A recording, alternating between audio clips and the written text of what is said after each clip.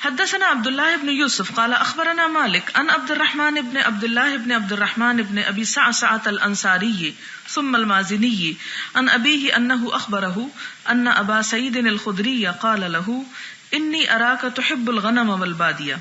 ابو سعید صحابی جو ہیں انہوں نے عبداللہ بن ابی سعسع سے کہا کہ میں دیکھتا ہوں کہ تحب تو پسند کرتا ہے الغنم بکریاں والبادیہ اور جنگل، یعنی تجھے جنگلوں میں رہنا اور بکریاں چرانا زیادہ مرغوب ہے.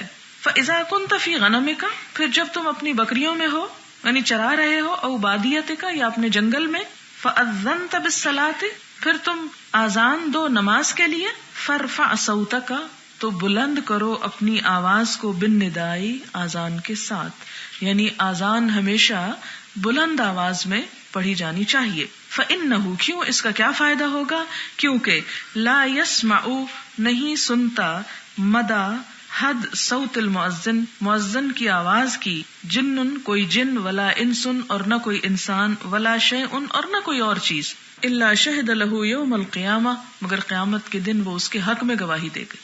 کیا مطلب ہے اس کا، کہ ایک مؤذن کی آواز جہاں جہاں تک پہنچے گی اور جو جو چیز اس آواز کو سنے گی، وہ تمام چیزیں قیامت کے دن مؤذن کے حق میں گواہی دیں گی، جس سے اسے قیامت کے دن فائدہ ہوگا. قال ابو سعید کہتے ہیں سمعتہ من رسول اللہ صلی اللہ علیہ وسلم، کہ یہ بات میں خود سے نہیں کہہ رہا بلکہ میں نے اس کو نبی صلی اللہ علیہ وسلم سے سن رکھا ہے. باب ما یحقن بالاذان من الدماء. ما یحقن، ہے قاف نون، حقن کا معنی ہوتا ہے روکنا، بند کرنا. جو روک دیے جاتے ہیں بالاذان، اذان کی وجہ سے، من الدماء، خون بہانا یا خون. مطلب یہ ہے کہ اذان جہاں دی جائے وہاں سے بہت سی آفات جو ہیں وہ دور ہو جاتی ہیں. اور شاید اسی حدیث کو سامنے رکھ کر ہمارے ہاں جب بہت بارشیں ہونے لگتی ہیں، بہت کوئی آفات آنے لگتی ہیں، تو لوگ چھتوں پہ چڑھ کے اذانیں دینے لگتے ہیں. ایک وہ وقت ہوتا ہے کہ اذان سننا گوارا نہیں کرتے، اور ایک وہ وقت ہوتا ہے کہ مولویوں کو برا بھلا کہنے والے خود اذانیں دینے لگتے ہیں. یہ وقت کا فرق ہے نا. تو انسان کو اس سے پہلے کہ وہ ایسی چیزوں کا مذاق اڑائے، اپنے اصلاح کر لینی چاہیے کہ اللہ تعالیٰ پھر فتنوں سے بچائے ہی رکھے. حدثني قتيبة قال حدثنا اسماعيل بن جعفر عن حميد عن انس بن مالك ان النبي صلى الله عليه وسلم كان اذا غزا بنا قوما. انس بن مالک کہتے کہ حضور صلی اللہ علیہ وسلم جب ہمیں کسی غزوے پہ لے جاتے، کسی قوم کے اوپر چڑھائی کے لیے، لم يكن يغزو بنا، نہ ہمیں لوٹ کا حکم دیتے، حتی یصبح، یہاں تک کہ صبح ہو جاتی. یعنی رات کو دھاوا بولنے کو نہیں کہتے تھے. اگر کسی قوم پہ چڑھائی کرنی ہوتی، مسلمان خود سے ابتدا نہیں کرتے تھے جب تک کہ انہیں کسی فتنے کو ختم کرنا مقصود نہ ہو. تو آپ صلی اللہ علیہ وسلم جب کسی قوم پر حملہ آور ہونے کے لیے جاتے تو رات کو اچانک نہیں حملہ کرتے تھے بلکہ صبح کا انتظار کرتے. حتی یصبح، یہاں تک کہ صبح ہو جاتی. وینظر، اور دیکھتے. کیا دیکھتے؟ فإن سمع آذانا، اگر اس بستی سے آذان کی آواز آتی، کف عنہم، تو روک دیتے ان سے، یعنی ان پہ حملہ آور نہیں ہوتے تھے کہ یہاں مسلمان رہتے ہیں. وإن لم يسمع آذانا، اور اگر آذان نہ سنتے، اغار علیہم، تو ان پہ غارت گری کرتے. قال، کہتے ہیں فخرجنا الی خیبر، تو ہم خیبر کی طرف نکلے. فانتہینا الیہم لیلا، تو ہم جا رکے ان کے پاس رات کو. فلما اصبح، جب صبح ہوئی، ولم یسمع آذانا، آپ نے کوئی آذان نہ سنی. رکبا، آپ سوار ہوئے. ورکبت خلف ابی طلحہ، اور میں ابی طلحہ کے پیچھے سوار ہوا. وان قدمی لتمس قدم النبی صلی اللہ علیہ وسلم، اور میرے قدم آپ صلی اللہ علیہ وسلم کے قدموں کو چھو رہے تھے. قال، حضرت انس کہتے ہیں فخرجوا الینا بمکاتلہم ومساحیہم، پھر وہ نکلے ہماری طرف اپنی ٹوکریاں اور کدالیں لے کر. فلما رأوا النبی صلی اللہ علیہ وسلم، تو جب انہوں نے حضور صلی اللہ علیہ وسلم کو دیکھا، قالوا محمد واللہ محمد والخمیس، کہنے لگے محمد، اللہ کی قسم، محمد صلی اللہ علیہ وسلم اور لشکر، کہ محمد صلی اللہ علیہ وسلم اور لشکر.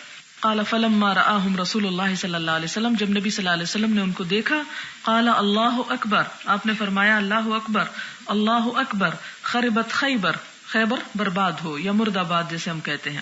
انا اذا نزلنا بساحت قوم، جب ہم کسی قوم کے صحن میں اتر آتے ہیں، فساء صباح المنذرین، تو بڑی بری ہوتی ہے صبح ڈرائے جانے والوں کی. اس سے کیا پتہ چلتا ہے کہ اس قوم کے خلاف ہتھیار نہیں اٹھائے جائیں گے جہاں پر آذان ہوتی ہو. گویا آذان مصائب سے یا قتل و غارت سے بچانے والی چیز ہے. اور یہ خمیس جو لفظ آیا ہے، خمیس خمس سے ہے، خے میم سین، 5، اور اس میں ایسا لشکر مراد ہے، خمیس کا معنی لشکر ہے، ایسا لشکر مراد ہے جس میں 5 حصے ہوں، میمنہ، میسرہ، قلب، مقدمہ اور ساقہ. یہ لشکر کے 5 حصے ہوتے ہیں، یعنی مکمل ایک بڑا لشکر مراد ہے. باب ما یقول اذا سمع المنادی، جب اذان سنے تو کیا کہے، جواب کیا دے یا صرف سنتا ہی رہے. حدثنا عبد الله بن يوسف قال اخبرنا مالك عن ابن شهاب عن عطاء بن يزيد الليثي عن ابي سعيد الخدري ان رسول الله صلى الله عليه وسلم قال اذا سمعتم النداء، آپ صلی اللہ علیہ وسلم نے فرمایا جب تم اذان سنو، ندا آواز کو کہتے ہیں لیکن یہاں بمعنی اذان ہے. فقولوا مثل ما يقول المؤذن، تو کہو جو مؤذن کہتا ہے یا جیسے مؤذن کہتا ہے. اور پھر آگے ایک اور حدیث سے پتہ چلتا ہے کہ جب وہ حی علی الصلاۃ اور حی علی الفلاح کہتا ہے تو لا حول ولا قوۃ الا باللہ اس کا جواب ہے. وہ دوسری حدیث سے پتہ چلے گا. حدثنا معاذ بن فضالة قال حدثنا هشام عن يحيى عن محمد بن ابراہیم بن الحارث قال حدثني عيسى بن طلحة انه سمع معاوية يوما فقال مثله الى قوله واشهد ان محمد رسول اللہ. اس حدیث سے کیا پتہ چلتا ہے کہ معاویہ بن ابی سفیان کو مؤذن کی طرح کہتے سنا، یعنی دوسرا شخص جو ہے وہ ایک صحابی کو اذان کا جواب دیتے ہوئے سنتے اور بتاتے ہیں کہ وہی کہہ رہے تھے جو اذان دینے والا کہہ رہا تھا. کب تک؟ یہاں تک کہ اشہد ان محمد رسول اللہ، کیونکہ اس کے بعد پھر بدل جاتا ہے، حی علی الصلاۃ اور حی علی الفلاح کا جواب کچھ اور ہے اور پھر اللہ اکبر تو اسی طرح جیسے پہلے ہو چکا. حدثنا اسحاق بن راہوے قال حدثنا وهب بن جرير قال حدثنا هشام عن يحيى نحوه قال يحيى وحدثني بعض اخواننا انه قال لما قال حي على الصلاة قال لا حول ولا قوة الا بالله. یہاں پر یحییٰ کہتے ہیں کہ مجھ سے میرے ایک بھائی نے کہا کہ جب مؤذن نے حی علی الصلاة کہا تو معاویہ نے کیا کہا؟ لا حول ولا قوة الا بالله. اوپر والی حدیث کا تکملہ ہے یہ. وقال هكذا سمعنا نبيكم صلی اللہ علیہ وسلم، اور وہ کہنے لگے، کون؟ معاویہ کہنے لگے کہ اس طرح ہم نے سنا تمہارے نبی صلی اللہ علیہ وسلم سے یقول، کہ وہ ایسا ہی کہتے تھے. باب الدعاء عند النداء، اذان کے وقت دعا مانگنا.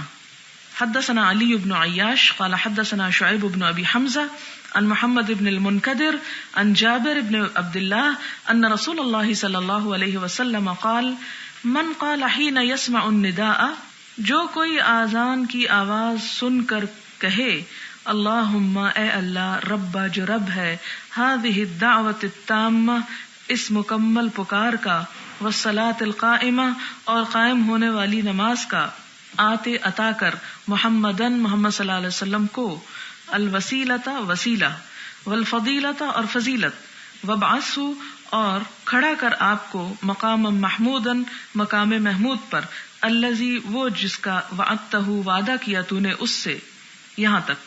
حلت لہ شفاعتی جائز ہو گئی، واقع ہو گئی اس کے لیے میری سفارش، یوم القیامت قیامت کے دن، یعنی اس کے حق میں شفاعت کروں گا.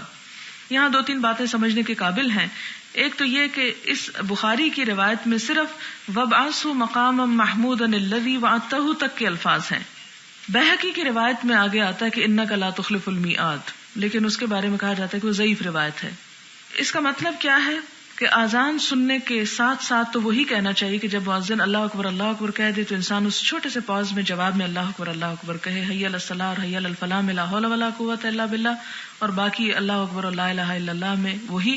اس کے بعد آخر میں یہ دعا پڑھے.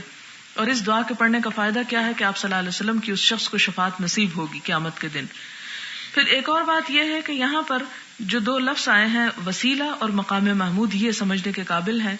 وسیلہ جنت کا ایک خاص مقام ہے جو تمام انسانوں میں سے صرف ایک کو ملے گا، اور آپ صلی اللہ علیہ وسلم نے فرمایا کہ امید ہے کہ وہ میں ہی ہوں گا. اور آپ نے امت کو حکم دیا کہ سلو لی الوسیلہ، میرے لیے وسیلہ کا سوال کرو کہ اللہ تعالیٰ مجھے وہ جگہ عطا فرمائے. دوسری بات یہ کہ مقام محمود وہ مقام جہاں پر تعریف کی جائے. آپ یوں سمجھے کہ جیسے ہمارے یہاں وکٹری سٹینڈ ہوتے ہیں، اسی طرح ایک خاص سٹینڈ ہوگا، ایک خاص کھڑے ہونے کی جگہ ہوگی. قیامت کے دن حشر کے میدان میں ایک اور روایت میں آتا ہے کہ آپ صلی اللہ علیہ وسلم سب حلہ پہنے ہوئے ہوں گے اور شفاعت کے لیے جب وہاں پر آ کر کھڑے ہوں گے تو ساری مخلوق کی زبان سے آپ کی تعریف جاری ہو جائے گی. تو وہ مقام محمود وہ خاص عزت کا مقام ہے جہاں آپ صلی اللہ علیہ وسلم آ کر کھڑے ہوں گے. اور اس کے لیے بھی ہمیں دعا کرنے کو کہا گیا کہ اپنے پیغمبر کے احسانات کے جواب میں ان کے لیے کیا کرو، اس خاص باعزت جگہ پر کھڑے ہونے کی دعا کرو کہ انہیں اللہ تعالیٰ وہ شرف عطا فرمائے. اچھا، یہاں پر تو صرف اتنی دعا کا ذکر ہے. ایک اور حدیث میں آتا ہے جس کو بیان کرنا ذرا فائدے کی بات ہے، اس لیے سن لیجئے کہ آپ صلی اللہ علیہ وسلم نے فرمایا کہ 2 وقتوں کی دعا ایسی ہے جو رد نہیں کی جاتی، یعنی قبولیت کا وقت ہوتا ہے.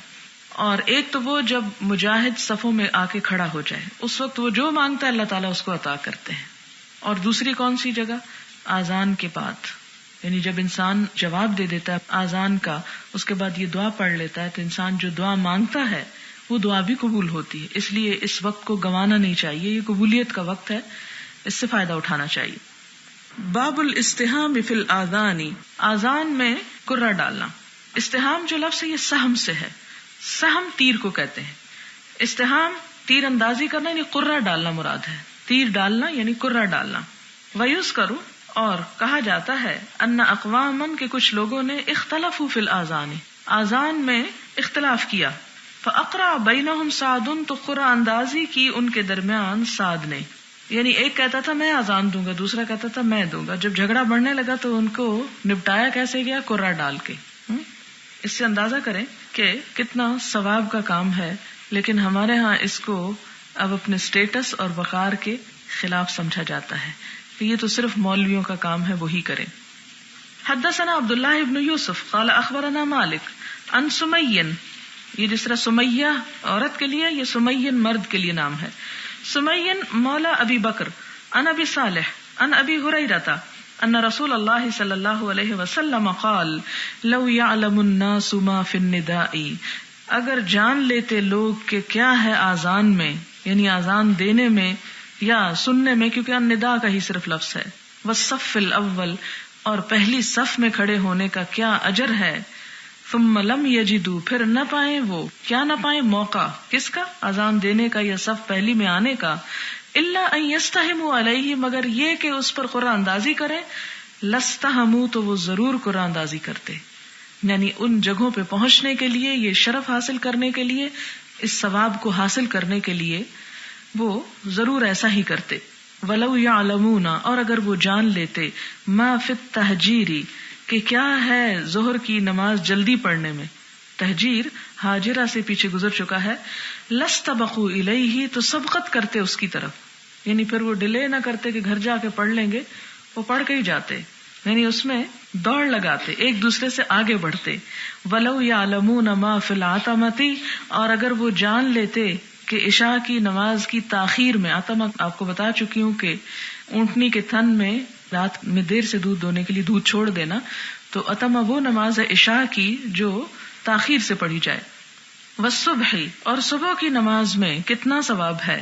لاتوہما، البتہ وہ ضرور آتے ان دونوں میں.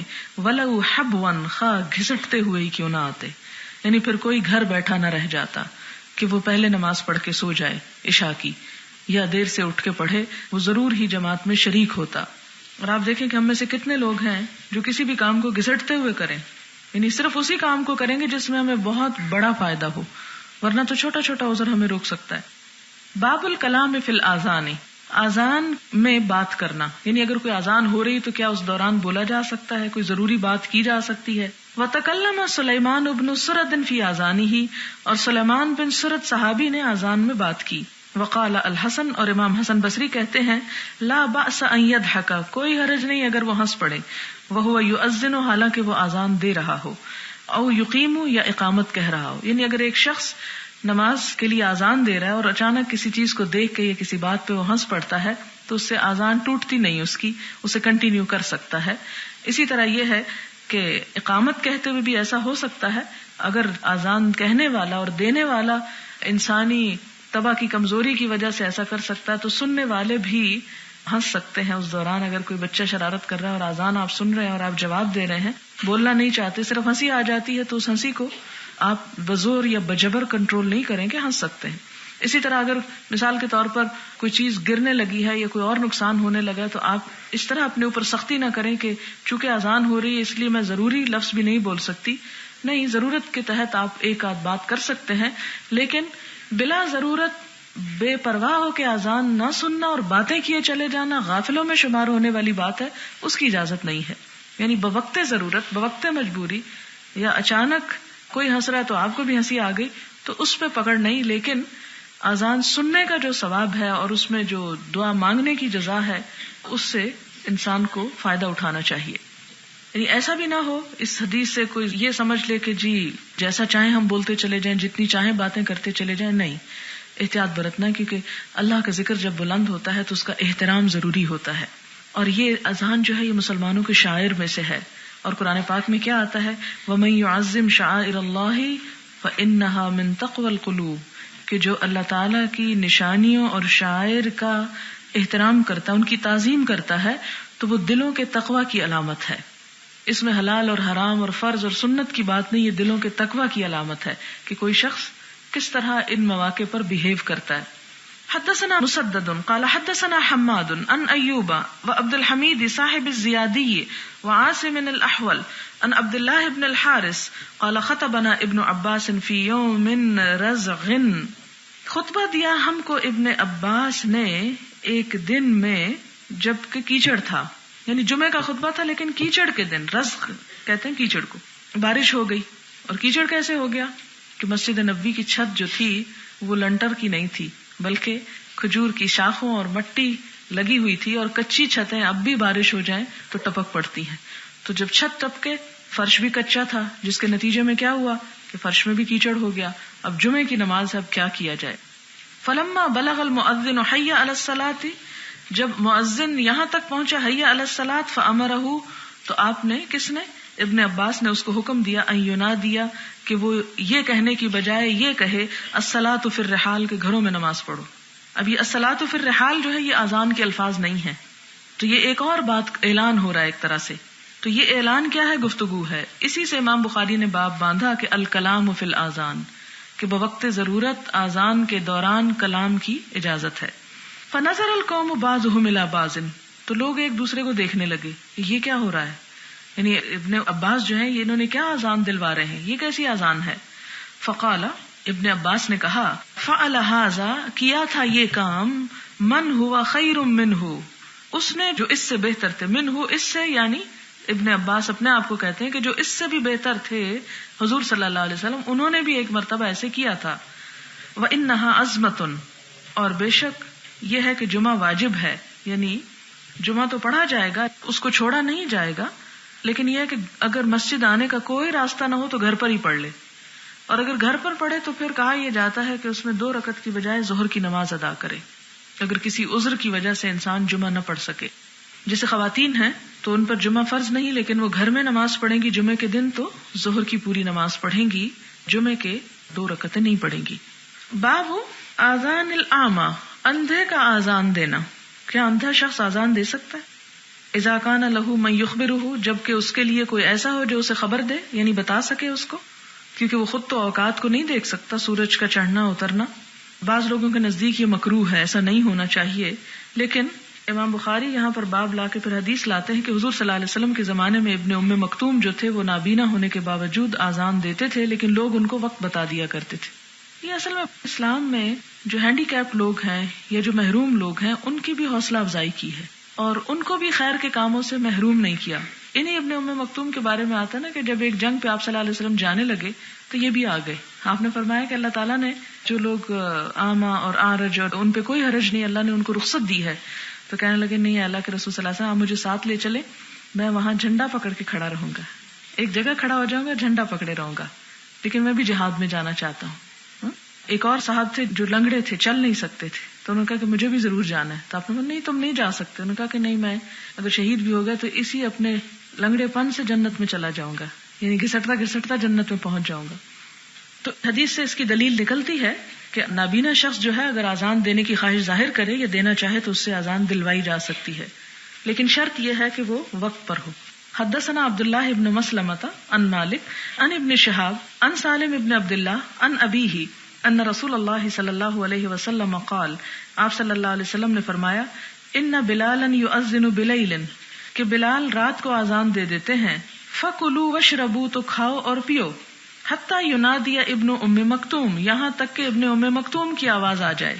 قال اور کہا وکان رجلا اعمی کہ وہ ایک نابینا شخص تھے، لا ینادی نہ پکارتے، حتی یقال لہ یہاں تک کہ ان سے کہا جاتا اصبحت اصبحت کہ صبح ہو گئی صبح ہو گئی، تو نے صبح کر لی۔ اس سے کیا پتہ چلتا ہے کہ اس زمانے میں 2 اذانیں ہوتی، ایک تہجد کی اذان ہوتی تھی، یا یوں سمجھے کہ لوگوں کو جگانے کی اذان ہوتی تھی فجر کے وقت، اور آج کل بھی ہمارے ہاں خاص طور پر رمضان میں ایسا ہوتا ہے بعض علاقوں میں کہ سحری کے وقت ایک اذان دی جاتی ہے، وہ بلال دیتے تھے، لیکن صبح کی نماز کی جو اذان تھی وہ حضرت ابن ام مکتوم۔ 2 مختلف لوگ، اس لیے کہ لوگوں کو پہچان ہو جائے کہ پہلی اذان جو ہے وہ اٹھنے کی ہے، سحری کرنے کی ہے کہ سحری کھانے کا وقت ہو گیا، اور دوسری جو ہے وہ سحری کے بند ہونے کا اعلان ہے۔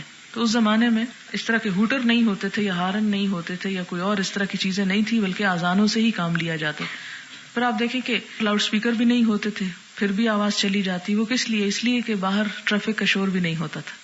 ہمارے ہاں ٹریفک کی پولوشن اتنی ہے، شور شرابہ، کہ اگر عام آواز میں بات کی جائے تو بات سمجھ نہیں آتی۔ تو ہر دور کی ضرورتیں وقت کے ساتھ ساتھ اللہ تعالیٰ نے پوری کر دی۔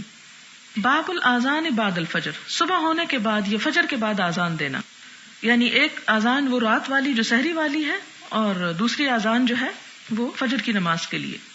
حدثنا عبداللہ بن یوسف قال اخبرنا مالک عن نافع عن عبداللہ بن عمر قال اخبرتنی حفصۃ ان رسول اللہ صلی اللہ علیہ وسلم کان اذا اعتکف، کہ آپ صلی اللہ علیہ وسلم جب اعتکاف رک جاتا تھا، المؤذن اذان دینے والا، للصبح صبح کے لیے، وبدا الصبح اور صبح نمودار ہو جاتی، صلی رکعتین تو 2 رکعت نماز ادا کرتے، خفیفتین ہلکی یعنی سنت، قبل ان تقام الصلاۃ اس سے پہلے کہ نماز قائم کی جاتی۔ اس سے کیا پتہ چلتا ہے؟ اعتکاف کا یہ نہیں مطلب اعتکاف کرتے، اس کا روٹ ہے عین کاف، اعتکاف کا مطلب ہوتا ہے جم جانا، جم کے بیٹھ جانا، یعنی اذان دے کے اطمینان سے بیٹھ جاتے فجر کی، پھر وہ سنتیں پڑھتے، پھر تکبیر ہوتی، پھر نماز پڑھتے۔ تو اس سے کیا پتہ چلتا ہے کہ اس سے پہلے جو سحری کی اذان ہوتی تھی وہ فجر کی نہیں ہوتی تھی۔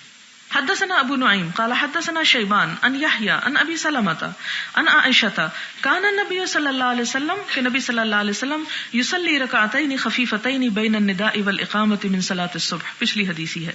حدثنا عبداللہ بن یوسف قال اخبرنا مالک عن عبداللہ بن دینار عن عبداللہ بن عمر ان رسول اللہ صلی اللہ علیہ وسلم قال ان بلالا ینادی بلیل، آپ صلی اللہ علیہ وسلم نے فرمایا کہ بلال تو رات کو اذان دیتے ہیں، فکلوا واشربوا تو کھاؤ اور پیو، حتی ینادی ابن ام مکتوم یہاں تک کہ ابن ام مکتوم اذان دے دیں، یعنی ان کی اذان پر تم کھانا پینا پھر بند کر دو۔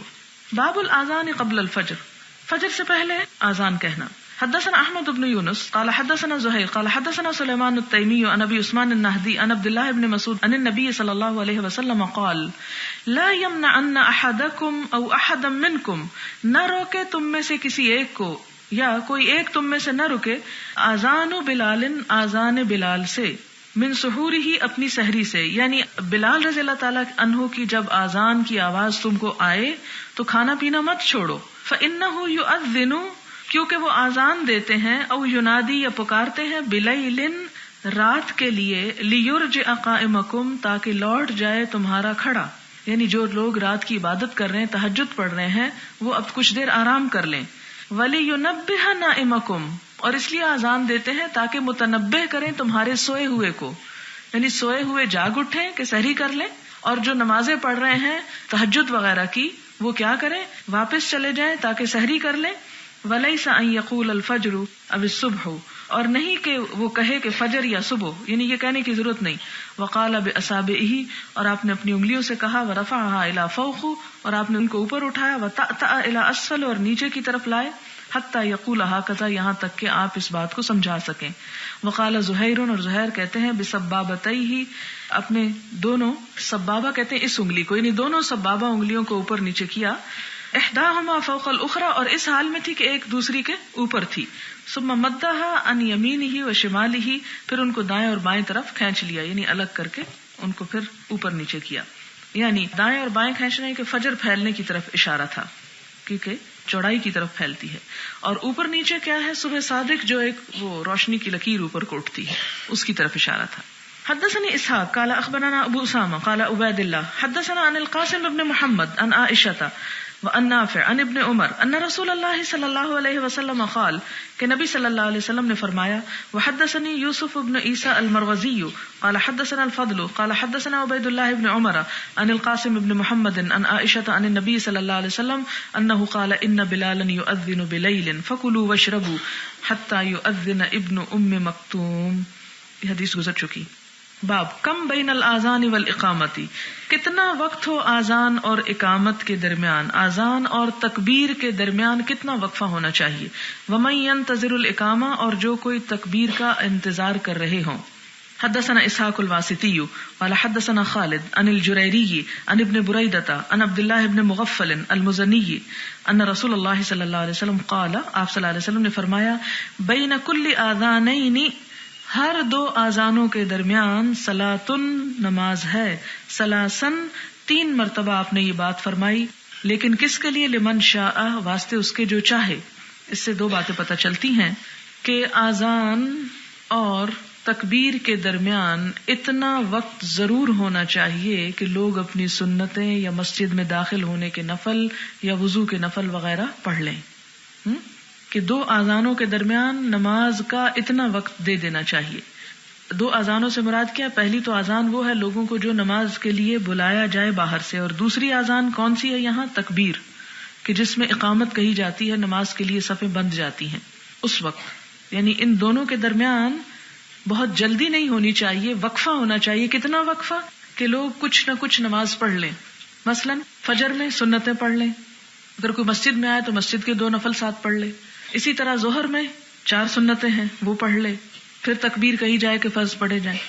اسی طرح اگر کوئی عصر کے وقت آئے تو اس میں بھی غیر موقدہ سنتیں ہیں، یا مسجد میں داخلے کے یا وضو کے نفل. یعنی کچھ نہ کچھ وقت ضرور دیا جائے کہ انسان فرض نماز سے پہلے بھی کوئی نفل اور سنت نماز کو پڑھ سکے. یہ مراد ہے. حدثنا محمد بن بشار قال حدثنا غندر قال حدثنا شعبة قال سمعت عمرو بن عامر الانصاری عن انس بن مالک قال كان المؤذن، تھا مؤذن، اذا اذن، جب اذان دیتا، قام ناس، کھڑے ہو جاتے لوگ، من اصحاب النبی صلی اللہ علیہ وسلم، یبتدرون السواریہ، آپ صلی اللہ علیہ وسلم کے صحابہ کرام جلدی کرتے ستونوں کی طرف، حتی یخرج النبی صلی اللہ علیہ وسلم، یہاں تک کہ نکل آتے آپ صلی اللہ علیہ وسلم. کیوں؟ آپ صلی اللہ علیہ وسلم اپنی وہ نماز جو تھے وہ گھر میں پڑھ کے آیا کرتے تھے، اور آپ نے اس کا حکم بھی دیا کہ گھروں کو قبرستان نہ بناؤ، کچھ نہ کچھ نماز وہاں بھی پڑھا کرو. وہم کذالک یصلون الرکعتین قبل المغرب، حتیٰ کہ وہ مغرب سے پہلے بھی 2 رکعتیں پڑھا کرتے تھے. ولم یکن بینہما شیء، اور ان دونوں کے درمیان کچھ نہ ہوتا، یعنی بہت وقفہ نہ ہوتا. قال وقال عثمان بن جبلۃ و ابو داؤد عن شعبۃ لم یکن بینہما الا قلیل، کہ نہ ہوتا ان دونوں کے درمیان مگر تھوڑا سا وقت. آپ نے اب بھی دیکھا ہوگا حرم میں جب حج اور عمرے کے لیے آپ جاتے ہیں تو مغرب کی اذان ہوتے ہی لوگ کھڑے ہو جاتے ہیں، 2 نفل پڑھتے ہیں. وہ 2 نفل جو ہیں اس کی اجازت ہے، وہ کوئی مؤکدہ سنتیں نہیں ہے. جو پڑھنا چاہے ٹھیک ہے، جو نہ پڑھنا چاہے اس پہ حرج نہیں. اسی لیے آپ صلی اللہ علیہ وسلم نے 3 مرتبہ کیا فرمایا؟ لمن شاء، جو چاہے وہ پڑھ لے، اور جو آرام فرمانا چاہے وہ آرام کرے. باب من انتظر الاقامہ، اقامت یعنی تکبیر کا انتظار کرنا، گھر میں ہی انتظار کرے. مثلا اگر کسی کے گھر مسجد کے ساتھ ہے تو اپنے کام میں مصروف ہے تو کہتا ہے اچھا اس وقت نکلوں گا جب تکبیر کی آواز آ جائے، تو ایسا بھی کر سکتا ہے. حدثنا ابو الیمان قال اخبرنا شعیب عن الزہری قال اخبرنی عروۃ بن الزبیر ان عائشہ قالت کان رسول اللہ صلی اللہ علیہ وسلم اذا سکت المؤذن، کہ نبی صلی اللہ علیہ وسلم جب خاموش ہو جاتا مؤذن، بالاولی، پہلی اذان کے ساتھ، من صلاۃ الفجر، فجر کی نماز میں سے، قاما، تو آپ اٹھتے، فرکع رکعتین، 2 رکعتیں نماز پڑھتے، خفیفتین، ہلکی، قبل صلاۃ الفجر، فجر کی نماز سے پہلے، بعد ان یستبین الفجر، اس کے بعد کہ فجر ظاہر ہو جائے یعنی صبح صادق روشن ہو جائے، ثم استجا، پھر ذرا سا لیٹ جاتے، علی شقہ الایمن، اپنے دائیں پہلو پر، حتی یاتیہ المؤذن للاقامہ، یہاں تک کہ مؤذن تکبیر کہنے کے لیے آپ کے پاس آتا، یعنی آپ کو اطلاع بھی دیتا اور تکبیر کہتا. اس سے کیا پتہ چلتا کہ اتنا وقت ہوتا تھا کہ 2 ہلکی رکعتیں پڑھ کے آپ ذرا سا لیٹ کے آتے تھے، اور عین اس وقت نکلتے جب نماز کھڑی ہونے والی ہوتی تھی. باب بین کل اذانین صلاۃ لمن شاء، یہ پیچھے حدیث گزر چکی ہے. حدثنا عبداللہ بن یزید قال حدثنا کہمس ابن الحسن عن عبداللہ بن بریدہ عن عبداللہ بن مغفل قال قال النبی صلی اللہ علیہ وسلم بین کل اذانین صلاۃ، ہر 2 اذانوں کے درمیان نماز ہوتی ہے. بین کل اذانین صلاۃ ثم قال فی الثالثۃ لمن شاء، تیسری مرتبہ آپ نے فرمایا جس کا دل چاہے، یعنی واجب نہیں، جو پڑھنا چاہے. باب من قال لیؤذن فی السفر مؤذن واحد، اس شخص کا کہنا کہ جو یہ کہتا ہو کہ سفر میں ایک ہی شخص اذان دیتا رہے، یعنی ایک ہی شخص اذان دے جیسے حضر میں. حدثنا معلى بن اسد قال حدثنا وهيب عن ايوب عن ابي قلابة عن مالك بن الحويرث اتيت النبي صلى الله عليه وسلم في نفر من قومي. مالک بن حویرث کہتے ہیں کہ میں آیا آپ صلی اللہ علیہ وسلم کے پاس ایک گروہ میں اپنی قوم کے ساتھ، یعنی اپنے لوگوں کے ایک گروہ جو آپ صلی اللہ علیہ وسلم کے پاس آ کے رہا، ان میں بھی تھا. فاقمنا عنده 20 لیلۃ، تو ہم لوگوں نے آپ کے پاس، یعنی ہمارے وفد نے آپ کے پاس 20 دن قیام کیا، 20 دن آ کے ٹھہرے. اور ایسا عموماً ہوتا تھا کہ مختلف علاقوں کے لوگ جب مسلمان ہو جاتے تو دین کی تعلیم کے لیے آپ صلی اللہ علیہ وسلم کے پاس کچھ دنوں، کچھ ہفتوں، کچھ مہینوں، کچھ سالوں کے لیے ٹھہرتے تھے. یہ ہر ایک کے اپنے شوق اور اپنے وقت اور اپنی سہولت پر مبنی ہوتا تھا، اور اس کا قرآن پاک میں بھی ذکر ہے. فَلَوْلَا نَفَرَ مِن كُلِّ فِرْقَةٍ مِّنْهُمْ طَائِفَةٌ لِيَتَفَقَّهُوا فِي الدِّينِ وَلِيُنذِرُوا قَوْمَهُمْ إِذَا رَجَعُوا إِلَيْهِمْ. یہ حکم قرآن میں بھی ہے، اور اسی حکم کی پابندی کے طور پر لوگ وقتاً فوقتاً آپ کے پاس آ کر رہا کرتے تھے. وَكَانَ رَحِيمًا رَفِيقًا، آپ بڑے مہربان اور بڑے دوست تھے، یعنی آپ کا انداز کیا تھا؟ ایک رفیق کا انداز تھا، رفق کا. فَلَمَّا رَأَى شَوْقَنَا، پھر جب آپ ہمارا شوق دیکھتے، إِلَىٰ أَهَالِينَا، ہمارے گھر والوں کی طرف کہ ہم اب واپس جانا چاہتے ہیں، قَالَ، تو آپ فرماتے ارجعوا، واپس چلے جاؤ، یعنی جو جانا چاہتا تھا ان کو جانے کی اجازت دے دیتے ہیں. فَكُونُوا فِيهِمْ، پھر ان کے درمیان رہو، یعنی جب آپ واپس بھیجتے تو کیا نصیحت کرتے کہ جاؤ اب اپنی قوم کے اندر رہو. وَعَلِّمُوهُمْ، اور انہیں تعلیم دو، یعنی جو کچھ میرے پاس رہ کے تم لوگوں نے سیکھا ہے اسے جا کے وہاں سکھاؤ. وَصَلُّوا، اور نماز پڑھو. فَإِذَا حَضَرَتِ الصَّلَاةُ، پھر جب نماز کا وقت آ جائے، فَلْيُؤَذِّن لَكُمْ أَحَدُكُمْ، تو آذان دے تم میں سے کوئی ایک، وَلْيَؤُمَّكُمْ أَكْبَرُكُمْ، اور امامت کرائے تم میں سب سے بڑا تم میں سے. سب سے بڑے کی بات کیوں کی؟ اس لیے کہ 20 کے 20 علم میں برابر تھے، سب نے ایک ہی جیسی ڈگری حاصل کی تھی. ڈگری کا وہ نہیں کہ کاغذ کے اوپر، مراد یہ ہے کہ ایک وقت میں ایک ہی جیسی چیزیں سیکھ کے جا رہے تھے. اس لیے آپ نے فرمایا کہ امامت تو کوئی بھی ان میں سے کرا سکتا ہے علم کے اعتبار سے، لیکن جب سب کا علم برابر ہو تو عمر میں بڑے کو ترجیح دی جائے گی.